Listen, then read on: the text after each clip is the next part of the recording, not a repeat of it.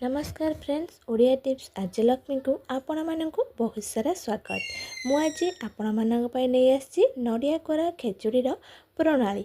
नड़िया कोरा खेचुड़ी बनवाई कौन कौन आवश्यक परिमाण प्रथमे जाने। 500 ग्राम अरुआ चाउल, 100 ग्राम भजा मुग, गोटे नड़िया कोरा, 50 ग्राम रिफाइन तेल, 50 ग्राम गुआ घी, 5 खंड डालचीनी, 5टा गुजराती, 4टा तेजपत्र, 10टा लवंग, 100 ग्राम चीनी, 1 इंच अदा, परिमाण मुताबक लुण और हलदी। आपण मैंने जदि मो चैनल नुआ आसथिबे प्लीज चैनल टी को लाइक करेंगे, शेयर करेंगे, सब्सक्राइब करने को आदौ भूलें। एबे आमे जानिबा तार प्रणाली विषय। डेक्ची रे तेल गरम करी गरम मसलार अधे भांगी डेक्ची रे पकाओ। डेक्ची रे डाली और चाउल को भल भाबे धोई नहीं भाज। भजा झरझर हो गले आवश्यक मुताबक पानी दे ढांकुणी दे दियो।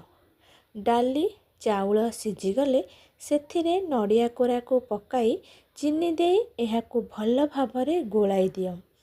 एहा होइगले एहाकू ओल्हाई नहीं अवशिष्ट गरम मसला गुंड करी खेचुड़ी उपरे घी पकाई ढांकुणी दियो।